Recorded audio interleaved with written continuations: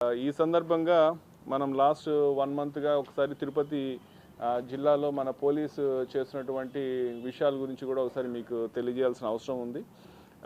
ప్రధానంగా last 2 months నుంచి కూడా మనము మీ అందరికీ తెలిసిన విషయమే, ఈ పబ్లిక్ ప్లేసెస్లో ఎక్కడైతే ఓపెన్గా తాగి న్యూసెన్స్ ఉంటుందో అలాంటి ప్లేసెస్ మీద మనం ఫోకస్ పెట్టడం జరిగింది.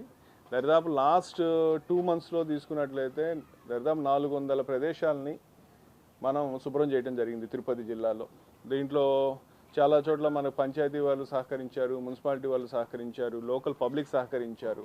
అందరూ కూడా చాలా చోట్ల వాళ్ళ భాగస్వామ్యంతో మనం చేయటం వల్ల పబ్లిక్లో కూడా ఒక తెలియని చాలా పాజిటివ్ రెస్పాన్స్, వాళ్ళకు కూడా దీని పట్ల ఏమంటాం అవగాహన పెరిగి వాళ్ళు కూడా ఈ మనం చేయటం వల్ల చాలా న్యూసెన్స్ తగ్గింది.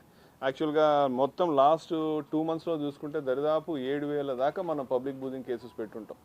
లాస్ట్ ఒక్క నెలలోనే మీకు ఇచ్చాను ఫిగర్స్, దరిదాపు 3,145 కేసులు పెట్టడం జరిగింది. సో ఎక్కడ తాగుతున్నా ఎవరిని కానీ వదిలిపెట్టట్లేదు. చాలా వరకు చేయటం వల్ల చాలా వరకు బై అండ్ లార్జ్ మనకు ఓపెన్గా ఈ న్యూసెన్స్ అనేది తగ్గింది. అయితే ఇంకా చేయాల్సిన అవసరం ఉంది. ఏంటంటే ఒక రోజుతో చేస్తే ఆగిపోయేది కాదు, ఇది కంటిన్యూస్గా చేయాల్సిన యాక్టివిటీ. సో దీన్ని ఇలాగే మేము కంటిన్యూ చేస్తాము. ప్రజలకి ఈ తాగుబోతుల నుంచి ఇబ్బంది లేకుండా ఉండే విధంగా మనం చర్యలు తీసుకుంటాము. అట్లాగే ఈ ప్రదేశాలు కూడా ఇందాక చెప్పినట్టు నేను మొత్తం దాదాపు 400 ప్రదేశాలను మనం శుభ్రం చేయించాము.